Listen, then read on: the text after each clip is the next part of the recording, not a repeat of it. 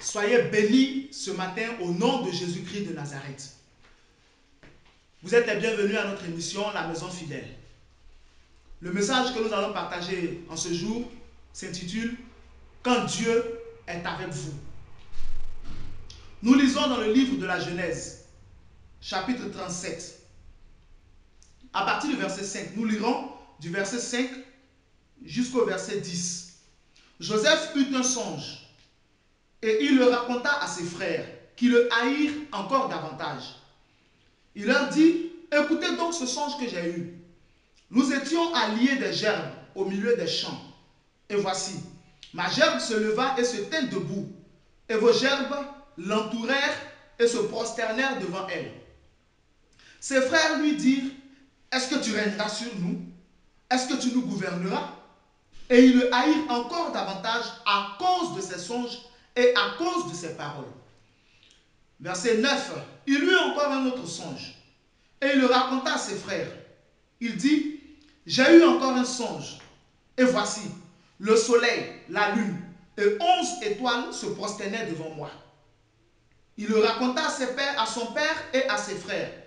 Son père le réprimanda et lui dit, que signifie ce songe que tu as eu?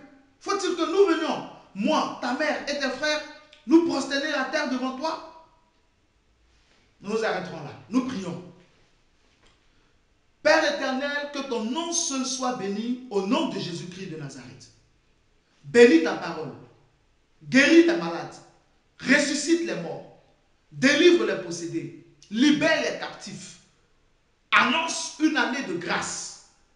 Annonce la bonne nouvelle aux pauvres. Console les cœurs brisés. Au nom de Jésus-Christ de Nazareth. Amen. Joseph a eu un songe. Il a raconté son songe à ses frères. Et quand Joseph a fini de raconter son songe à ses frères eux-mêmes lui ont donné l'explication du songe que Joseph a eu. Remarquez que ce n'est pas Joseph qui a donné l'explication du songe qu'il a eu, mais ce sont ses frères eux-mêmes qui lui ont dit ce que signifiait ce que lui, Joseph, avait vu quand il dormait. Une seconde fois, il a eu encore un songe. Il a raconté à son père et encore à ses frères. Et bizarrement, son père le réprimande. Il le gronde en lui disant, que signifie ce songe que tu as eu? Faut-il que nous venions, moi, ta mère et tes frères, et que nous nous prosternions devant toi à terre? Mais Joseph n'a pas donné la signification du songe qu'il a eu. Joseph a dit ce qu'il a vu. Ce n'est pas Joseph qui a décidé de voir quelque chose pendant qu'il dormait. Mais c'est Dieu lui-même qui lui a montré ce que lui, Joseph, il a vu.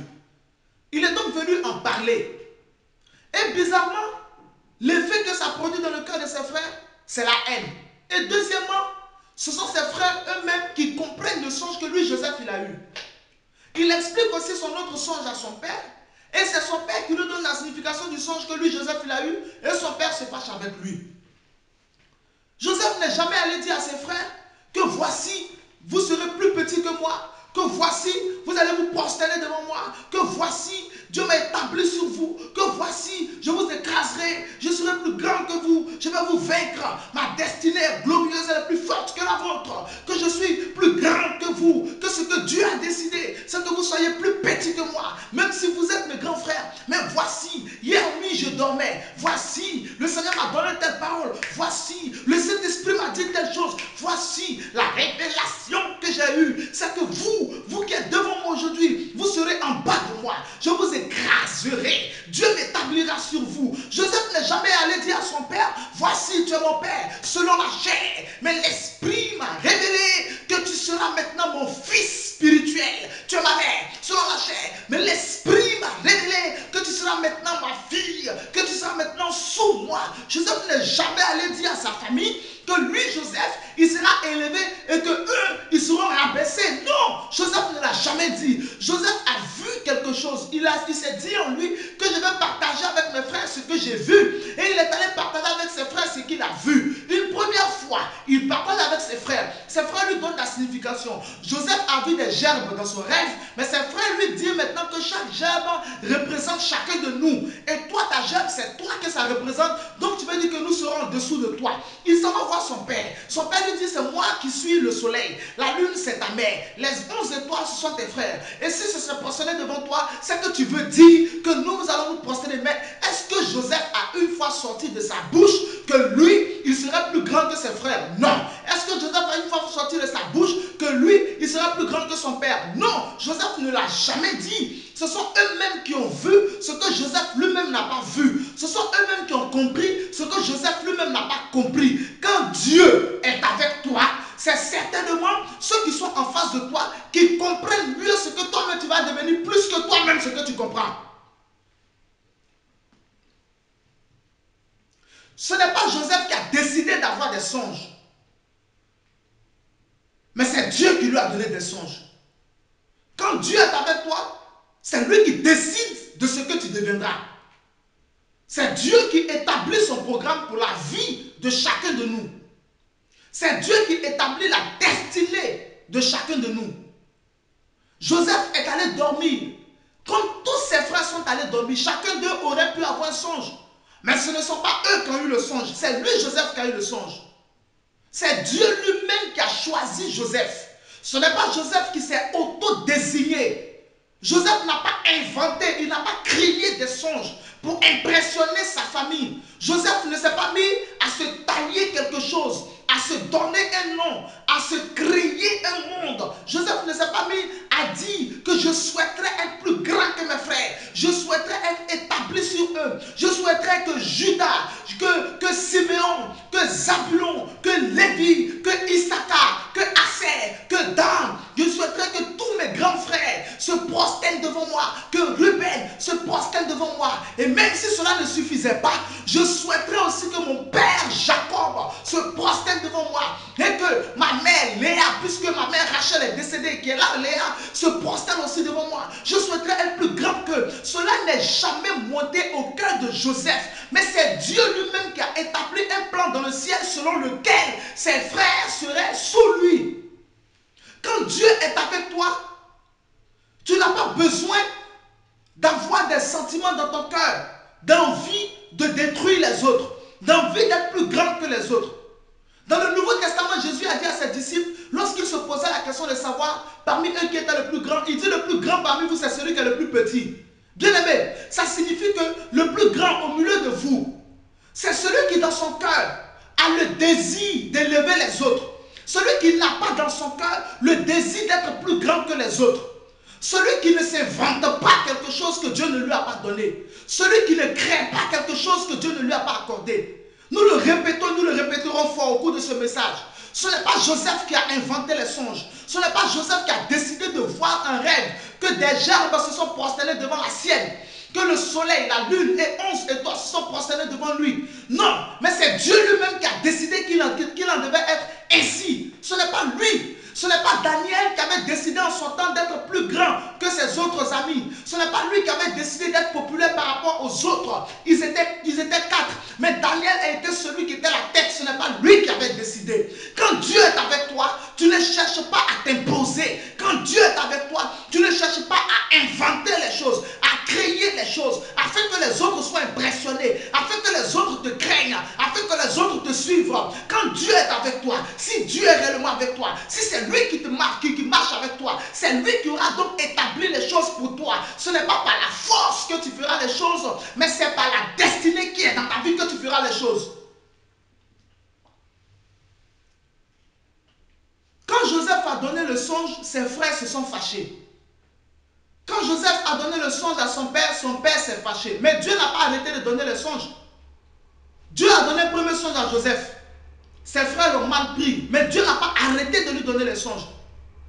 Dieu ne regarde pas l'adversité qui est devant vous pour définir son plan. Mais Dieu a déjà défini son plan avant même que l'adversité ne vienne. Dieu ne regarde pas le fait qu'on ne croit pas en vous, on ne vous fasse pas confiance. On ne vous aide pas, on ne participe pas dans ce que vous voulez faire.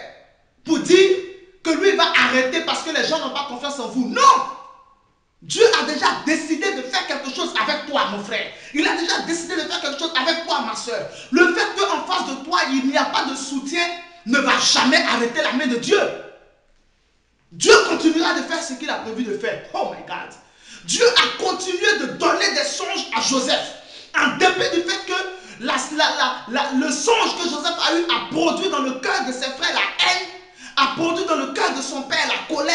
Dieu n'a pas arrêté de parler à Joseph. Dieu n'arrêtera pas de te parler. Dieu n'arrêtera pas de se manifester par toi. Dieu n'arrêtera pas d'opérer des miracles par toi. Dieu n'arrêtera pas de chasser les démons par toi. Dieu n'arrêtera pas de faire grandir ton entreprise par toi. Dieu n'arrêtera pas de bénir la société dans laquelle tu travailles par toi. Dieu n'arrêtera pas de bénir ta maison. Dieu n'arrêtera pas de bénir tes activités. Dieu n'arrêtera pas de te glorifier, de confirmer ta parole. Dieu n'arrêtera pas de se manifester avec toi. Dieu n'arrêtera pas de marcher avec toi, de te donner des révélations, de te donner de l'intelligence. Dieu n'arrêtera pas de te faire réussir dans tes études.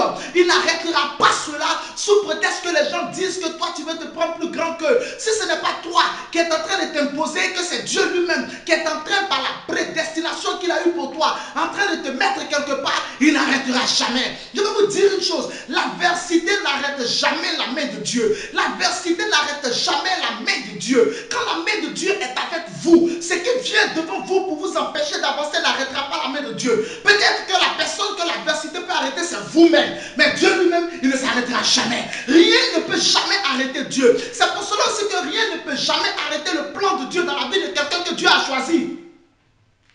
Rien, ni personne. Quand Dieu est avec vous, que les gens se fâchent, que les gens ne croient pas, que les gens doutent, que les gens nous disent que vous n'avez pas une bonne invention, que les gens disent que vous n'avez pas de bonnes idées, que les gens disent que le travail que vous faites est vain, que les gens disent que là où vous voulez aller c'est mauvais, que les gens disent que vous êtes inutile, que les gens disent ce qu'ils veulent. Mais l'adversité, ce que les gens disent n'arrêtera pas le processus que Dieu a enclenché. Il continuera son œuvre. Parce que rien ni personne n'impressionne Dieu. La haine des frères de Joseph n'a pas arrêté Dieu. La colère du père de Joseph n'a pas arrêté Dieu. Dieu a continué. Après cela, ce qui s'est passé, c'est que ses frères l'ont vendu. Mais avant que ses frères ne le vendent, la Bible dit au verset 14, toujours le Genèse chapitre 37, verset 14 maintenant, avant ça au verset 13, Israël dit à Joseph, tes frères ne font-ils pas perdre le troupeau à Sichem? Viens, je veux t'envoyer vers eux. Et il répondit, me voici. Alléluia. Israël lui dit, va, je te prie, et vois si tes frères sont en bonne santé. Et si le troupeau est en bon état, et tu m'en rapporteras des nouvelles. Il envoya ainsi de la vallée d'Hébron, et Joseph alla à Sichem. Joseph a fini d'avoir des songes, selon lesquels du moins il était au-dessus de ses frères, selon lesquels il était même au-dessus de son père. Mais quand son père l'a appelé pour l'envoyer, Joseph est parti. Malgré le songe que Joseph a eu, il respectait toujours son père. Quand son père, Jacob lui a dit, je vais t'envoyer pour voir si tes frères se portent bien, Joseph a accepté d'aller voir si ses frères se portent bien. La preuve que c'était Dieu qui était avec Joseph, c'est que le cœur de Joseph n'a pas changé vis-à-vis de sa famille. Le cœur de Joseph n'a pas changé vis-à-vis de son père, vis-à-vis de ses frères. Joseph n'a pas vu en ses songes une occasion de se moquer des autres.